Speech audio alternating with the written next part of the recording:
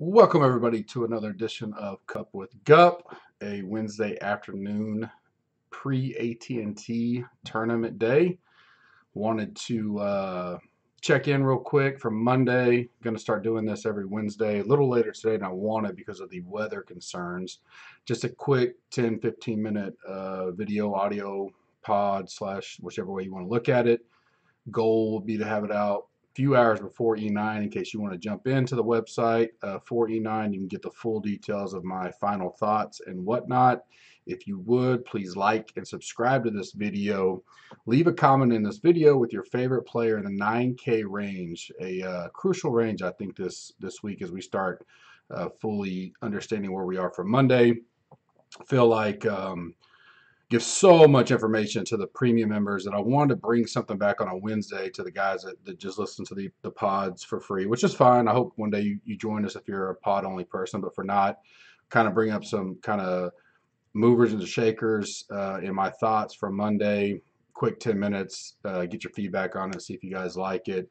Eventually, we'll be doing Cup with GUP almost daily, at least when I don't have the other pods going, Smash, and then obviously Coin during football season. Time gets a little tight there, but during golf, when we have golf only, try to bring something 3 or 4 times a week to you guys on here. A lot of feedback on the betting pod last week. I appreciate it. If you asked about the original one, I will find it. We're in the middle of moving everything, migrating it to the new site. So I'm trying to find it. I thought I knew where it was. I'll get it obviously Monday through Wednesdays nonstop for me, but it's on my list to do either late tonight or in the morning. And I'll let you know where that is if you want to go check that one out. I had several people reach out to me after they listened to the betting 101/props pod.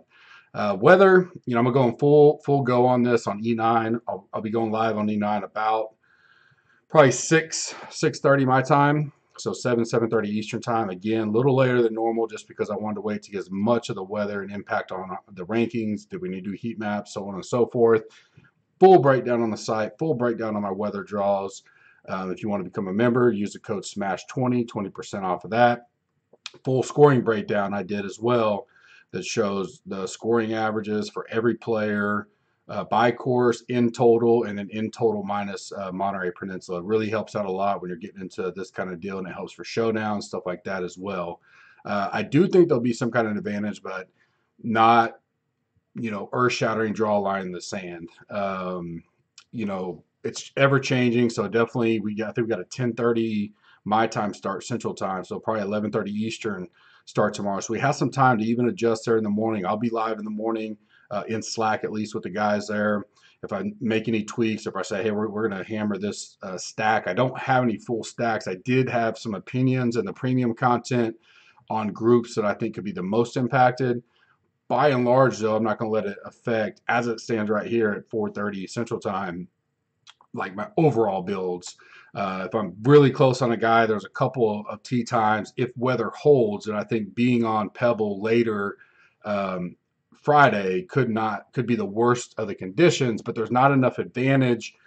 A, Thursday's pretty even, call it that, and then B, they're so tight. This is a 2-course split tee deal, so everybody's going off within 2 hours. It's in your typical AM PM draw. So I still can't come in and say I'm full AM, full PM, that kind of stuff, because it's going to be so tight that weather moves by a couple hours, and you made a lot of decisions for no reason.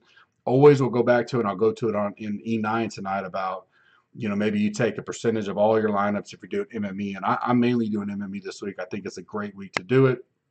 That percentage doing this kind of stack, this kind of stack, this kind of stack. But the thing I always emphasize is with your player pool, like, don't get off people once you've already got through all your process, unless there is a hardcore weather draw. In this case, there's not. You go, okay, these are the guys I like on this course. These are the guys I like. And maybe you take 20% of your total lineups and kind of do something like that in case one side does happen to hit, but you don't have to go all in a situation like this. I do think showdown it'll matter. Thursday won't matter much at all. I think you could play either side. Friday, I think Spyglass will be the course to play, as Pebble, especially earlier the better. Is kind of what I think there. Full rankings out tomorrow night for Showdown. We'll take all that consideration if you're a pre-member. I have the cut at +2 this week. Winner -11. A little anecdotal there. We have no history of a 2-day, 2-course cut here. bad weather, soft conditions, cold conditions, ball won't fly as far. The weekend's going to be very, very tough. Saturday and Sunday will be the worst of the entire week. So I think planning who you think can grind it out on the weekend does matter in your process tonight, but it's not the end all be all. You want to get through the cut. I mean, if they're not through the cut, it really doesn't matter how they play. But if you can get to that level and be like, all right, I feel good about this. Plus, I think given that it's just going to be the way it stands right now, Saturday and Sunday is going to be the worst of the weather. It's going to be brutal. I could see it being even -8, -9 type of winter. I went with 11, which is significantly lower than a normal winter here. But I could see as low as 8 or 9 for sure. And I can see the cut +2, +3. If it really gets crazy Friday afternoon on Pebble, especially where there's not as much protection, I think it could be, a game changer. It could be a high cut line as far as +2, +3, +4 type deal. I'm going to go with +2 and -11 there. Three guys that have moved up on the board for me since Monday for you guys out there. I got Kyle Stanley, 7,400. Like where his game is recent. I did like him on Monday, but he's kind of stood out to me through the whole process, the whole deep dive I talk about a lot. This is a little behind the scenes for the guys that haven't joined us premium yet. Obviously all the full rankings, complete final rankings, inside out, all that stuff is in the final package tonight.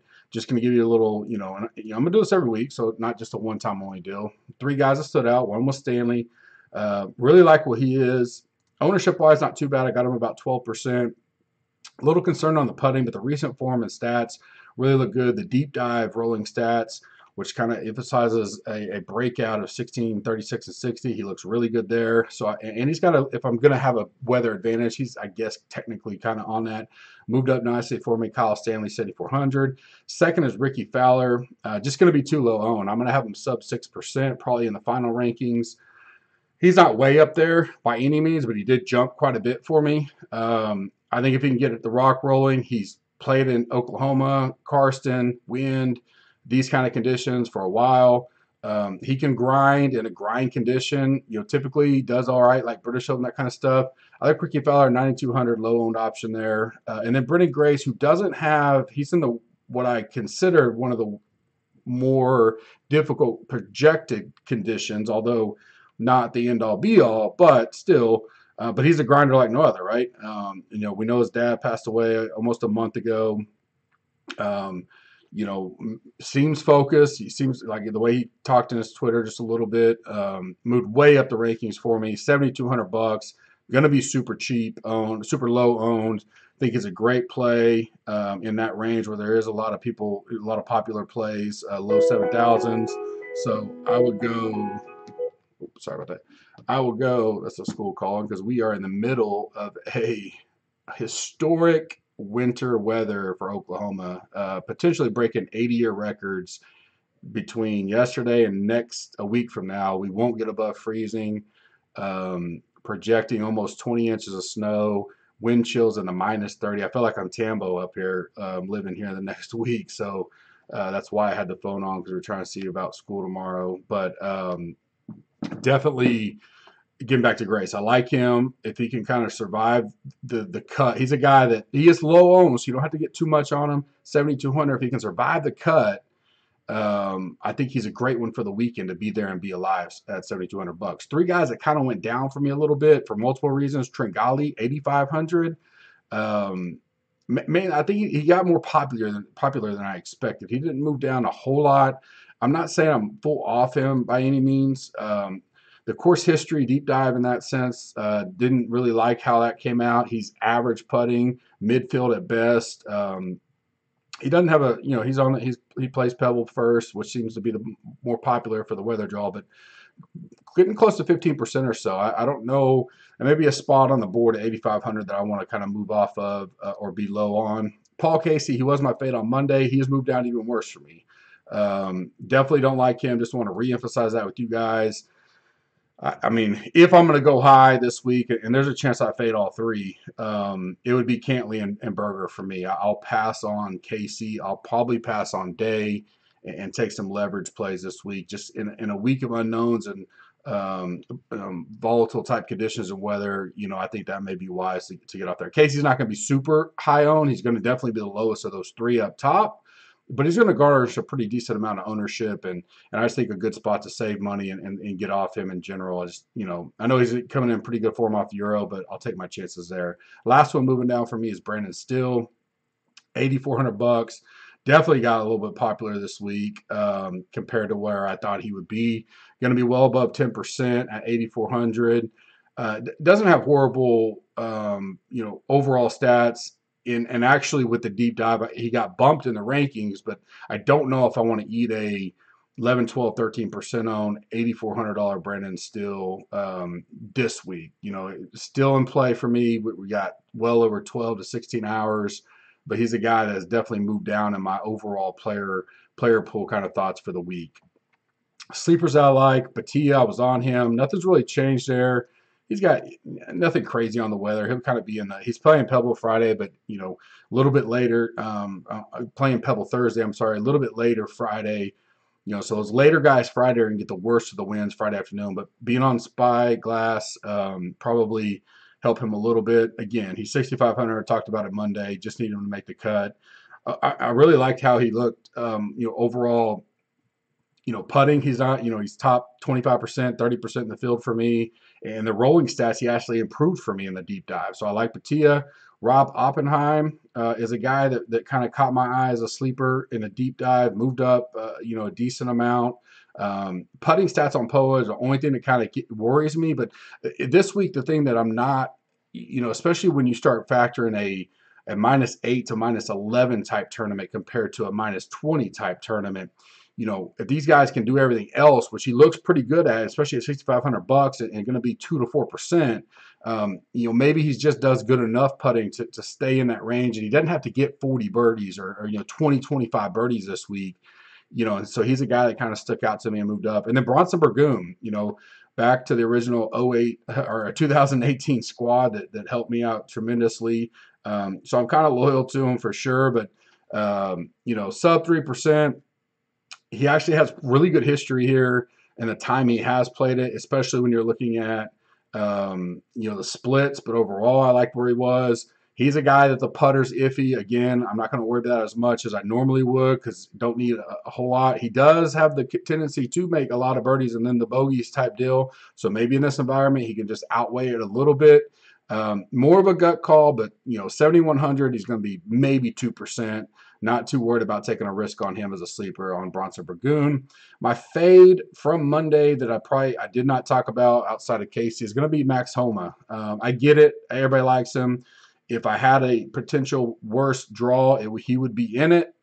He's 16%. He's $8,800. His course history isn't as great when I start deep diving into him. He's like about 60th in my rankings now, and all that doesn't add up to me as a must play. So my fade for Monday is going to be Max Homa. One and done for the week. I'll be playing 2 of these 5 in my 3 lineups. My third one I'll keep to myself. But I'm going to go my top 5 options left. Siwoo Kim, Willie Z, Jordan Spieth, Bermuda Burns, and Cam Davis are my 2 of 5 that I like this week. Third one I'll start keeping to myself.